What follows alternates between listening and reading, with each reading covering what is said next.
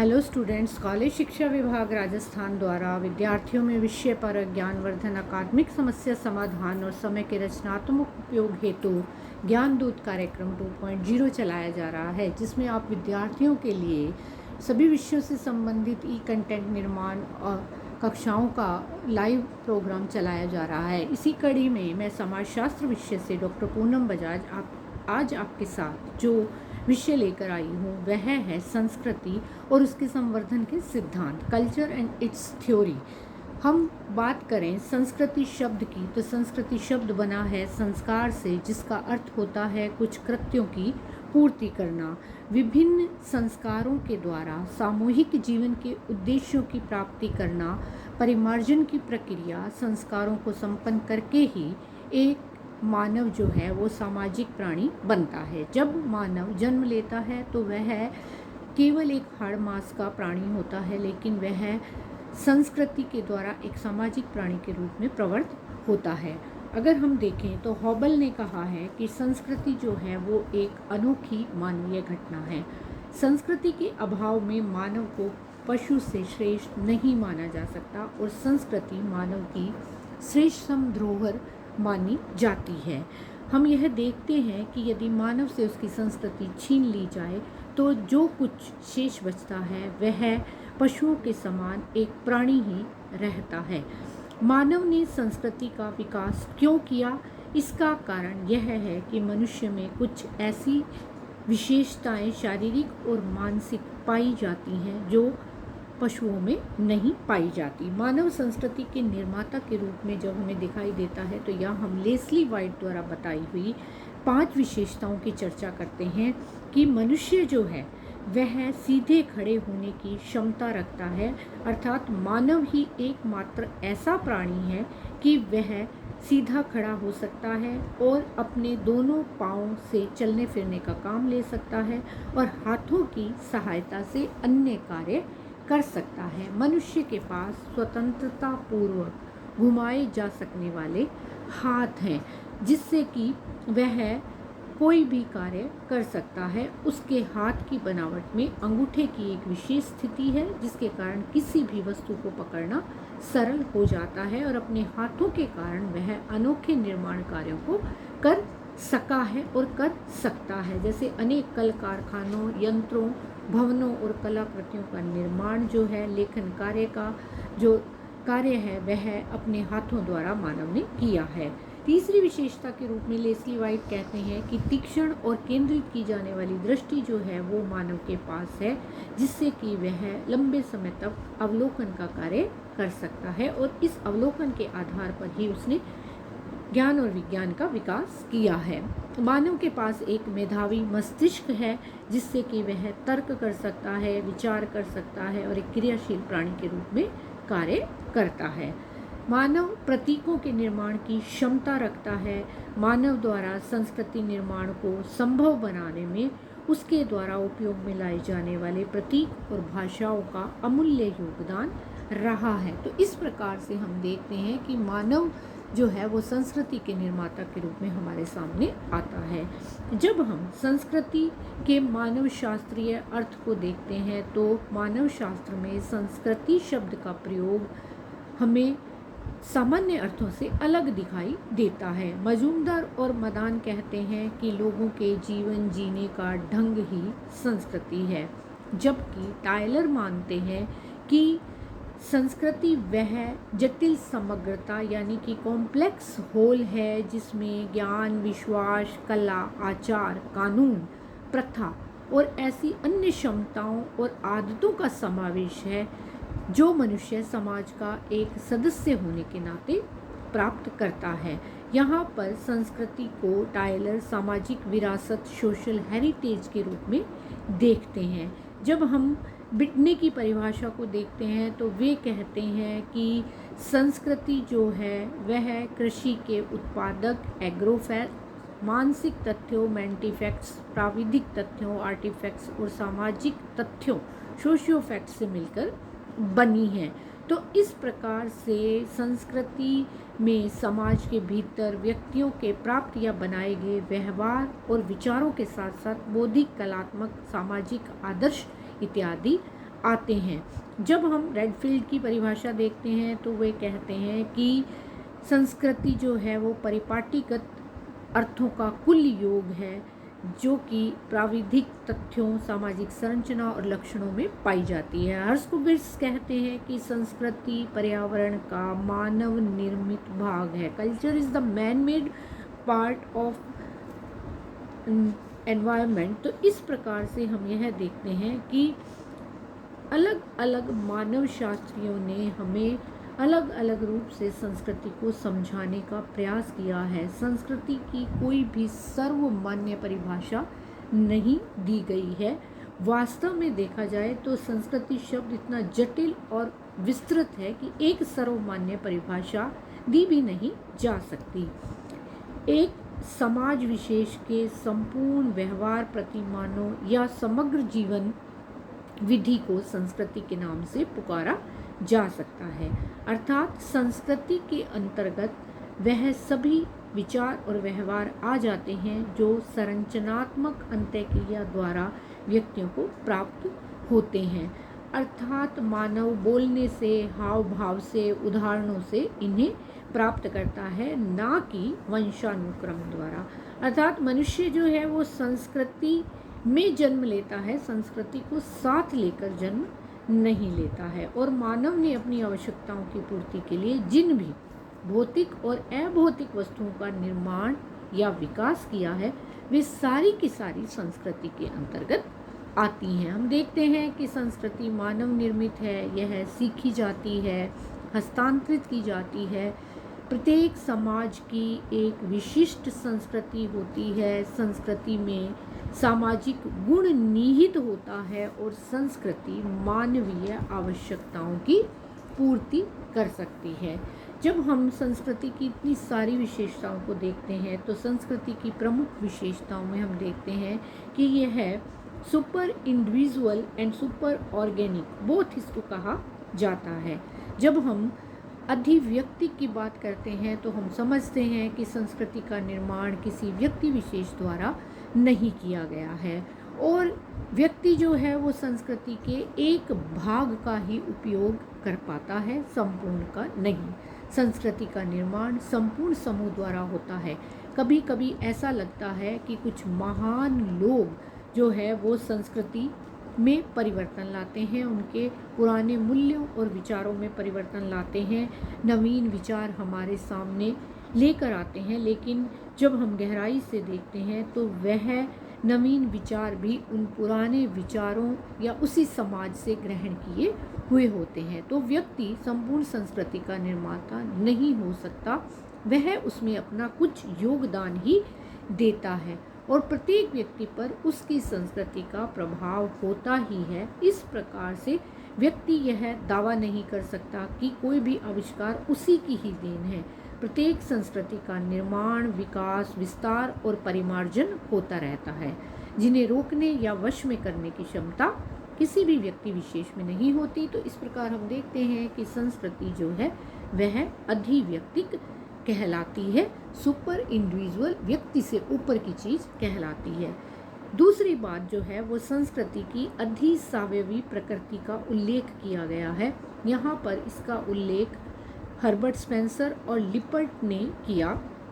मानव शास्त्र में इसी को क्रोबर ने समझाने का प्रयास किया और इसके लिए वे कहते हैं कि हमें सावयवी और असावयवी, इनऑर्गेनिक और ऑर्गेनिक चीज़ों को समझना होगा। इनऑर्गेनिक उन वस्तुओं को कहा जाता है जिनमें जीवन नहीं होता, जिनमें हम भौतिक और निर्जीव वस्तुओं को शामिल करते हैं। जिनमें जीवन पाया जाता है उन्हें सावयवी कहा जाता है। तो इस प्रकार मानव जो है वह एक सावयव प्राणी है। मानव ने अपनी मानसिक और शारीरिक क्षमताओं का उपयोग करके संस्कृति का निर्माण किया है, जो सावयव से ऊपर है, सावयव से अधिक है, इसलिए इसे अधिसावयवी कहा जाता है। मनुष्य किसी संस्कृति में जन्म लेता है किंतु संस्कृति सहित जन्म नहीं लेता है। तो इस प्रकार से इसकी सुपर ऑर्गेनिक प्रकृति की बात की जाती है। जब हम संस्कृति के संवर्धन के सिद्धांतों को देखते हैं तो हमें पता चलता है कि संस्कृति संवर्धन के प्रथम सिद्धांत के रूप में हमारे सामने सिद्धांत आता है उद्विकासवाद का। उद्विकासवाद का सिद्धांत 1859 में डार्विन ने ओरिजिन ऑफ स्पीसीज अपनी पुस्तक जो है वो प्रकाशित की, जिसमें प्राणियों के उद्विकास को दर्शाया गया। और डार्विन का यह जो सिद्धांत था, इसका सभी क्षेत्रों पर क्रांतिकारी प्रभाव पड़ा और सांस्कृतिक विकास का सिद्धांत भी इससे अलग नहीं रहा। तो हम देखते हैं कि जितनी भी कृतियाँ बाद में प्रकाशित हुई, बेकोफन, मैकलेन, टायलर, सभी ने इस उद्विकासीय सिद्धांत की चर्चा की है। कुछ विद्वानों ने संस्कृति के विशिष्ट पक्षों, कला, धर्म, दर्शन, तर्क तक इसे सीमित रखा है, तो कुछ ने संपूर्ण संस्कृति के उद्विकास को प्रकट किया है। तो इस प्रकार से हम देखते हैं कि 19वीं शताब्दी के अंत तक सभी मानव शास्त्रीय रचनाओं पर स्पष्ट रूप से उद्विकास का प्रभाव जो है वो पड़ चुका था।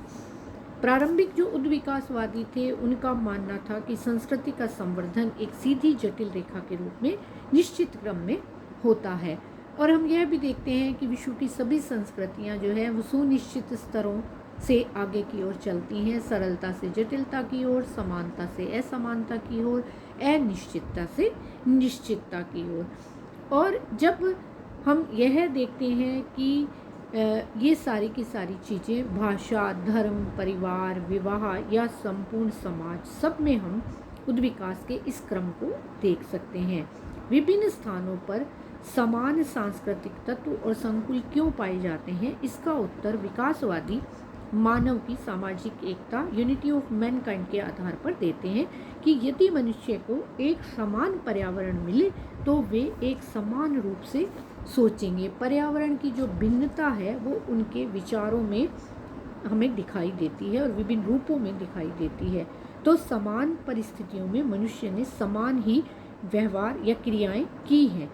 कृषि का आविष्कार जैसे दक्षिण पूर्व और दक्षिण पश्चिम एशिया और अमेरिका में समान रूप से हुआ। शून्य का आविष्कार जो है वो हिंदू जो बेबीलोनिया तथा माया संस्कृति में स्वतंत्र रूप से हुआ। कागज़ का निर्माण और छापे खाने का आविष्कार जो है वह पूर्व और पश्चिम में साथ साथ हुआ। इस प्रकार से हम यह देखते हैं कि डार्विन ने अपने उद्विकास के सिद्धांत को प्राणियों पर लागू किया, जबकि शेष विद्वानों, चाहे वह स्पेंसर, टायलर, मॉर्गन, हेडन, इन्होंने समाज और संस्कृति पर इसको लागू किया। तो इस प्रकार से जब मॉर्गन की हम बात करते हैं तो वे कहते हैं कि उद्विकास मानव समाज के जब हम उसमें देखते हैं तो 3 स्तर हमें दिखाई देते हैं, जंगली, बर्बर और सभ्यता। और इस प्रकार उन्होंने विवाह, परिवार और नातेदारी पर भी इसको लागू किया। इनका मानना था कि एक विवाह सबसे ऊंचा स्तर जो हमें शुरुआत में जो यौनाचार के प्रारंभ से होता हुआ समूह विवाह, बहुपति विवाह और स्वेच्छा से एक विवाह के स्तर तक पहुंचता है। विवाह बंधनों में परिवर्तन के साथ साथ परिवारों में भी परिवर्तन जो है वो दिखाई देता है। परिवारों का जो हम उद्विकास का क्रम देखते हैं कि रक्त संबंधी परिवार पाए जाते थे, फिर समूह परिवार आए, सिंडेस्मियन परिवार, पितृसत्तात्मक और एक विवाही परिवार हम आज अपने समाजों में देख रहे हैं। टायलर ने धर्म के क्षेत्र में उद्विकास को सिद्धांत को लागू किया और धर्म का विकास उन्होंने कहा बहुदेववाद से एक देववाद की ओर हुआ है। और यहाँ पर अनेक देवी देवताओं की जो पूजा होती थी उससे एकेश्वरवाद का विकास हुआ। हेडन ने इसको कला के क्षेत्र में लागू किया और कहा कि कला का उद्विकास यथार्थवादी कला, रियलिस्टिक आर्ट से संकेतवादी कला, सिंबॉलिक आर्ट और जियोमेट्रिक आर्ट की तरफ हुआ है। तो इस प्रकार से प्रारंभिक उद्विकासवादियों ने सांस्कृतिक प्रक्रियाओं को समझने में अपना महत्वपूर्ण योगदान हमारे सामने रखा।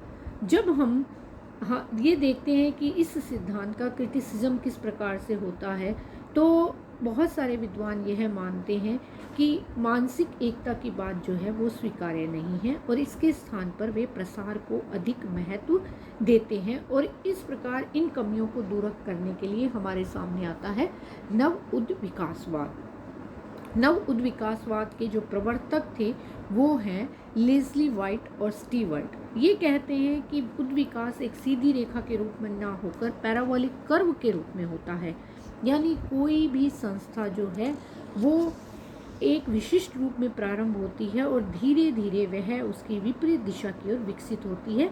आगे चलकर वह पुनः अपने मूल रूप में मुड़ जाती है, लेकिन एक नए और उच्च रूप में। जैसे प्रारंभ में सामूहिक संपत्ति पाई जाती थी और धीरे धीरे व्यक्तिगत संपत्ति का महत्व बढ़ा और आज पुनः राज्य के द्वारा संपत्ति पर सामूहिक अधिकार की धारणा पनपने लगी। इसी प्रकार वस्तुओं का अभाव, इसी प्रकार संबंधों में छूट, ये सारे के सारे उदाहरण हम नव उद्विकासवाद में देख सकते हैं। और हमें यह जो उद्विकासवाद का यह सिद्धांत, इसके बाद जूलियन स्टीवर्ट ने इसे एक मार्गी सिद्धांत के स्थान पर बहुमार्गी सिद्धांत को भी प्रस्तुत करके यह बताया कि विश्व की सभी संस्कृतियां समान स्तरों से नहीं गुजरी हैं, बल्कि भिन्न भिन्न क्षेत्रों में उनका क्रम भिन्न भिन्न रहा है। दूसरे सिद्धांत के रूप में हम देखते हैं कि प्रसारवादी सिद्धांत हमारे सामने आता है और यह सिद्धांत कहता है कि मानव की आविष्कार करने की क्षमता सीमित है। जब हम विभिन्न संस्कृतियों में समान सांस्कृतिक तत्वों को देखते हैं तो उसका कारण मानव में आविष्कार नहीं बल्कि अनुकरण और ग्रहण करने की असीमित शक्ति ये विद्वान मानते हैं। जब दो सांस्कृतिक समूह संपर्क में आते हैं तो वे एक दूसरे के रीति रिवाजों, प्रथाओं, धर्म, कला, भौतिक वस्तुओं, भाषा, वस्त्र इत्यादि के आदान प्रदान को करते हैं और अधिक शारीरिक निकटता होने पर सांस्कृतिक प्रसार के अधिक अवसर होते हैं।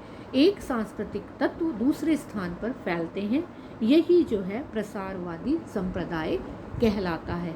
जब हम इसको आगे की ओर देखते हैं कि ऐसे कौन से स्थान हैं जहाँ से सांस्कृतिक प्रसार हुआ है, तो यहाँ हमें 3 संप्रदाय जो हैं वो 3 स्कूल दिखाई देते हैं। पहला ब्रिटिश डिफ्यूनिस्ट या पान इजिप्शियन संप्रदाय दिखाई देता है, जिसके प्रवर्तक इलियट स्मिथ, W.J. पेरी हैं, जिन्होंने की अपनी पुस्तक the ancient Egyptian migration of early culture में मिस्र को सभ्यता और संस्कृति का केंद्र बताया। वे कहते हैं कि जो भी शासक होता है वह सूर्य से अवतरित होता है और सूर्य की जब बात आती है तो वह मिस्र की ही देन है। मम्मीकरण, पिरामिड, स्वर्ण और मोतियों आदि सभी चीज़ें जो हैं वो मिस्र ने सभ्यता को दी है। तो इस प्रकार से मिस्र को ही संस्कृति का उद्गम स्थल बताते हुए स्मिथ और पेरी कहते हैं कि ऑस्ट्रेलिया में प्रचलित टोटमवाद, कंबोडिया और अमेरिकी इंडियंस में प्रचलित पिरामिड निर्माण की कला मिस्र से ही जो है वो प्रसारित हुई है, तो इसलिए मिस्र को संस्कृति का उद्गम स्थल माना जाता है। दूसरा जो स्कूल हमारे सामने प्रसारवादी संप्रदाय का आता है वह है जर्मन संप्रदाय या कल्चर क्रीज।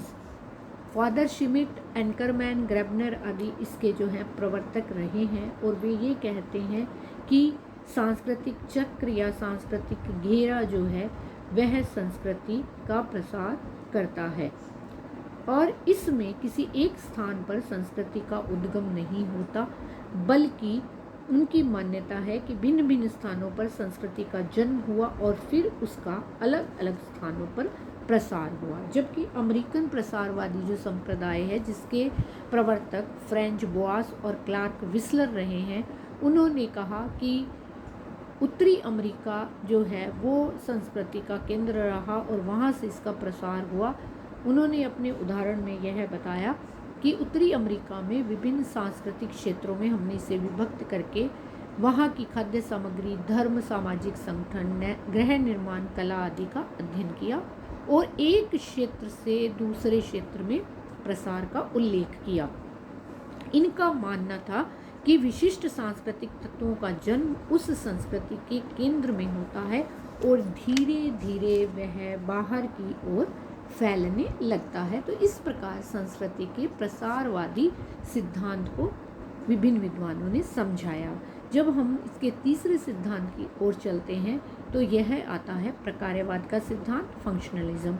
यानी कि प्रकार्यवादियों की जो मान्यता है कि संस्कृति एक संपूर्णता है, इसका प्रत्येक अंग एक दूसरे पर आधारित और आश्रित है, अर्थात संस्कृति के प्रत्येक तत्व का कोई न कोई प्रकार्य अवश्य होता है और इस प्रकार्य को पूरा करके ही वह संपूर्ण संगठन को बनाए रखने में अपना योगदान देता है।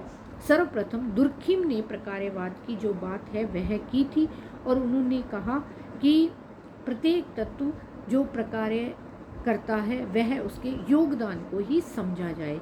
जब हम मानव शास्त्र में यह अवधारणा देखते हैं तो मैलिनोवस्की और रेडक्लिफ ब्राउन के जो नाम है वो उभर कर सामने आते हैं। इन्होंने संस्कृति में प्रकार्यवाद के सिद्धांत को समझाने का प्रयास किया। जैसा कि मैलिनोवस्की कहते हैं कि संस्कृति मानव की शारीरिक और मानसिक आवश्यकताओं की पूर्ति करती है।